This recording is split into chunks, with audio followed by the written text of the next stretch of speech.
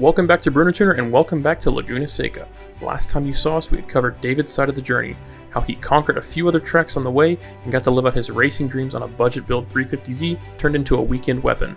Now, it's my turn. And as you might have seen, I spent the last few months laboring over my own budget track car, my 2003 Miata. Countless hours spent in the garage tearing it down and building it back up have all led to this. Let's get this show on the road.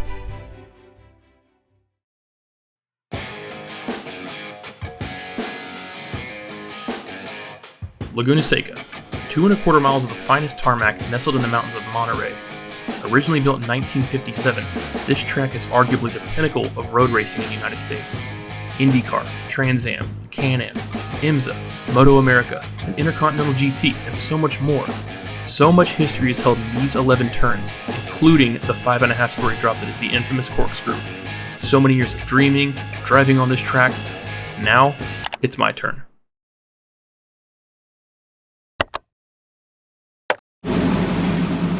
Alright, we are officially getting on the road.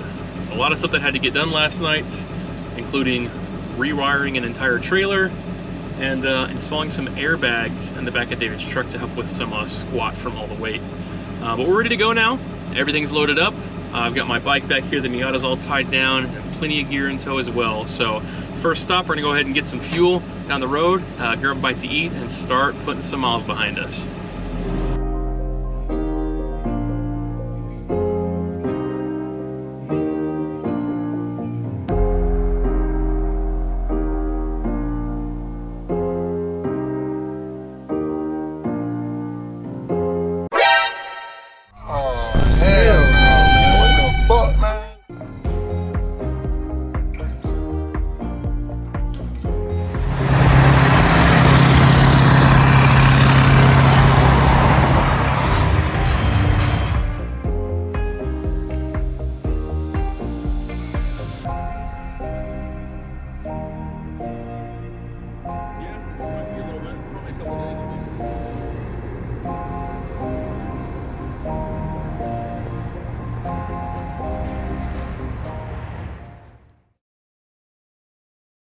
Man, what a night. That was something else, wasn't it? Yeah, it was awful. Yeah.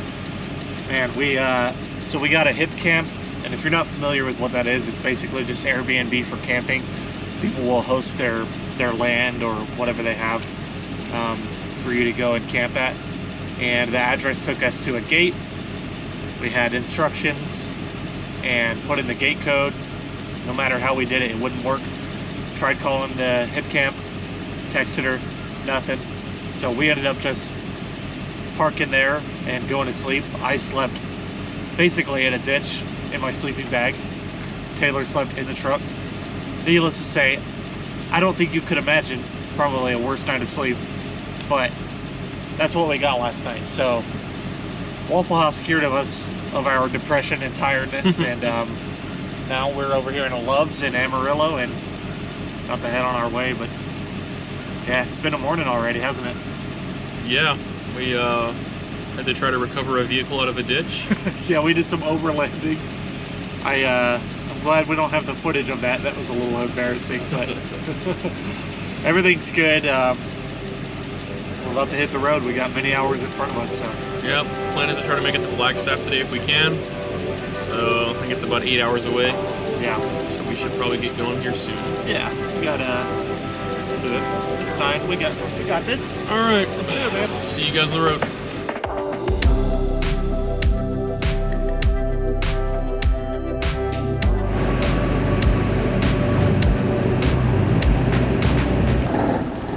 So we are about to enter the historic Route 66. This is pretty much going directly parallel to our path for the most part on our way to California. So yeah, we figured we'd check it out, cruise along this route, see what we can see, and yeah, check out an old historic road.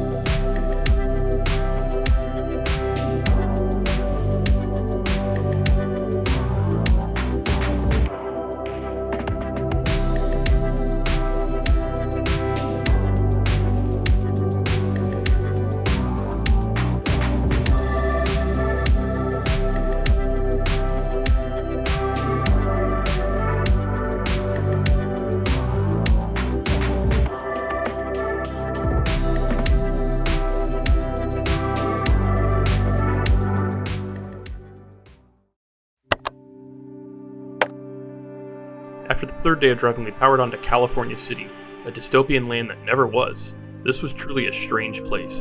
Built in 1958, California City was meant to be an alternative to Los Angeles to support the post-war boom of home developments. Originally built to house over 400,000 residents, by 1969, California City housed a mere 1,300 people. And as time went on, this population grew to about 14,000, but a majority of the planned neighborhoods remained vacant. What was left was an empty husk of what could have been. A fraud and a particularly stark study of government failure, according to Ralph Nader. He might be right, but also screw you, Ralph, the Corvair was cool.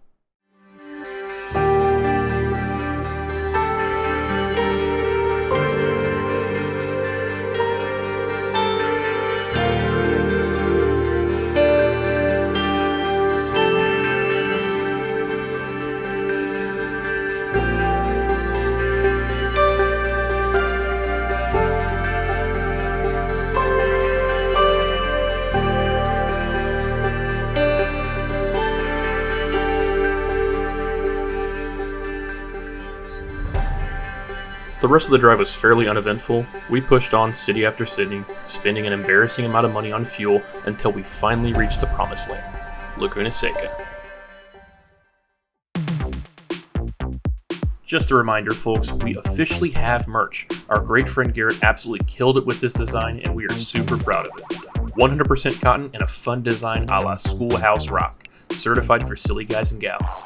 If you want to show your support, then turn off that frontal lobe, add to cart, and go monkey mode. Stock is limited, so hurry.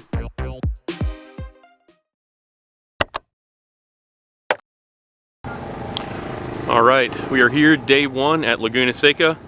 Got in yesterday, got both the cars teched.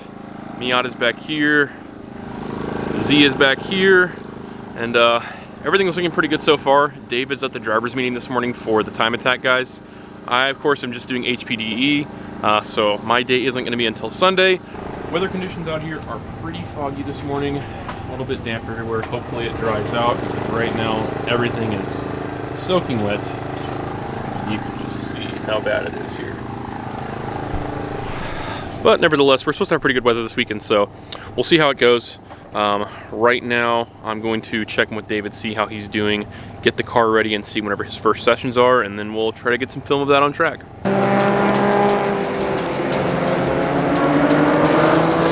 Time attack on Z is on track now. Time attack on Z is on track now. Time attack on Z.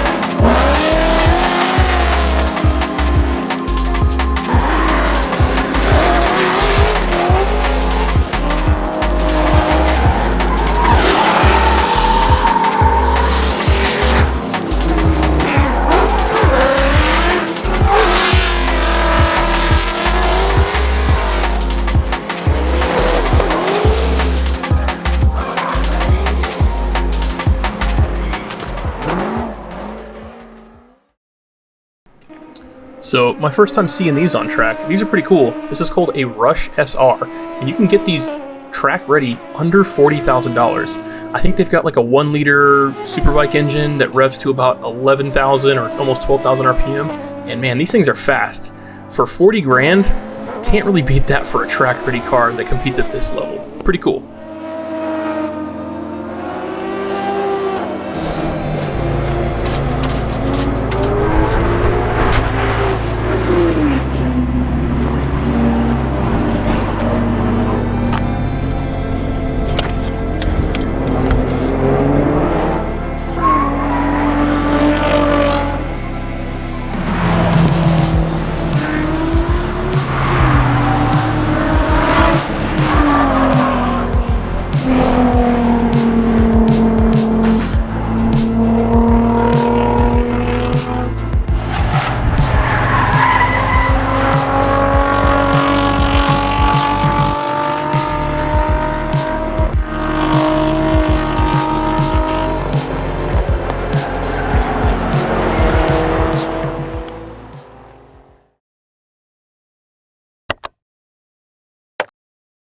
Alright, it's day 2 out here at GRIDLIFE, Laguna Seca.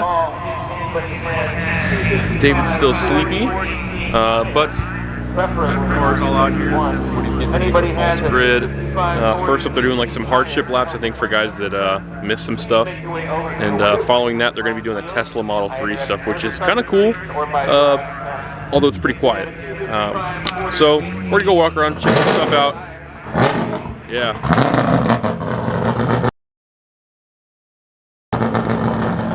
As you can see, it's definitely morning and everybody's up now.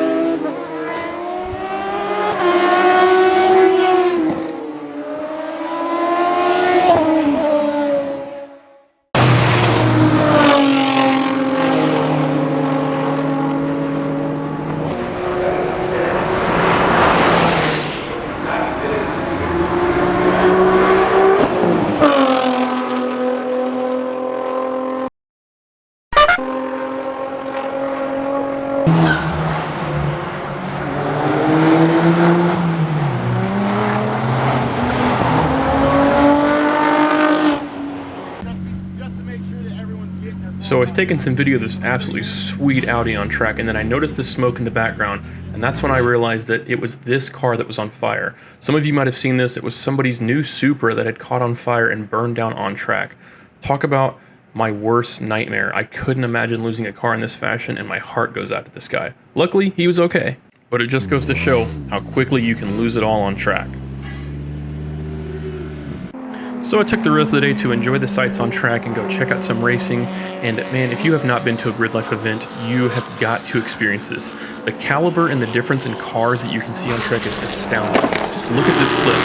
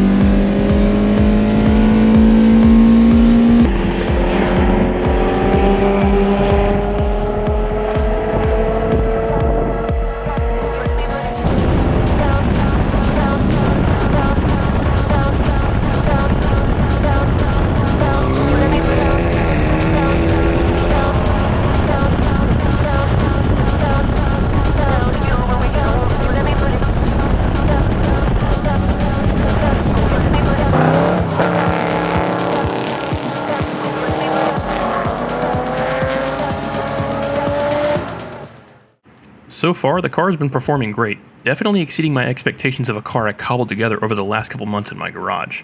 While it was extremely wet during my track sessions, I was still having a blast. Everything was going perfect, until my third session, when disaster struck. Now, unfortunately, the audio dropped over this entire run, but I'll try to talk you through what happened. Going up the back straight to the corkscrew, I had a sudden loss of power. You can actually see me slowing down here.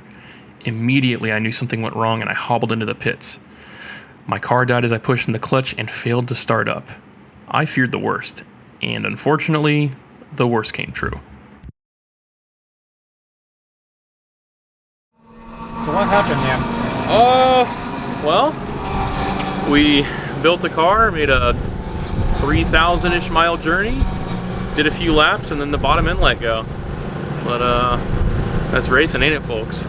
Unfortunately, it happens. Yeah. It's happened to me.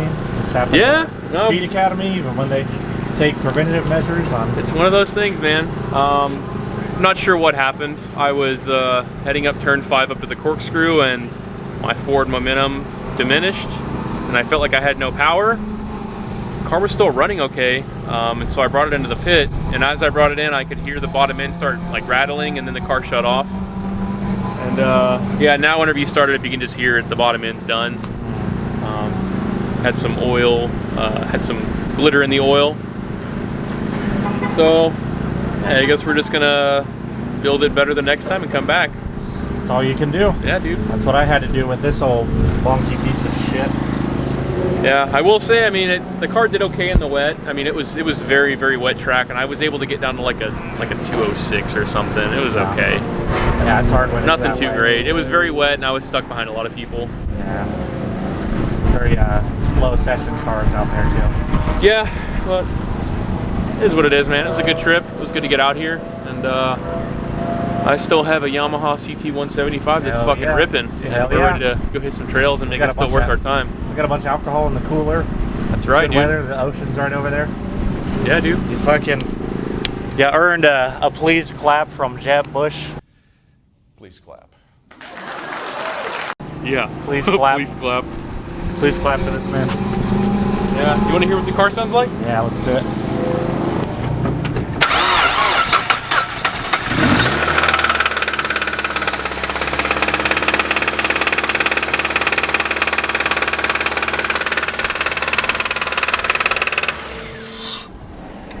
Dude, all that is just clapping for you because you went fast. It's just clapping. He's done, brother. So, yeah, we're gonna get this thing on the truck and start making our way downtown. Yeah, let's do it. Should have told that stripper to clean out my car. Fuck, dude. Strippers doing in your engine. Yeah. Yeah, dude. They gave you guys a lot of laps. The gas machine broke. You ran what, like a 140 something? 145. Hell yeah. Yeah, nice, dude. Not bad. 153 in the wet. How'd it feel out there? Really good, man. I mean, these tires are very predictable. So shout out Tire Streets for the sponsorship on that. Yeah, these 651s are super great. It took probably 2 to 3 laps for them to get warmed up, and then yeah, man, you could really feel what was going on. The understeer was very predictable and easy to control, and you can get a little fun with it when you want to. Yeah. Not too bad, dude. Yeah, I found basically the same results when I used them. Yeah. I think they're really great for the price, man. I think I ended up lapping everybody on track at least once. That's awesome. I'm serious. I passed a couple cars twice. Oh, yes. Yeah. So while it is unfortunate that my time on Trek got cut short, I can't thank David enough for giving me a rip in the Z. That was super fun, and it felt great to drive a car that actually had power going up those back straights.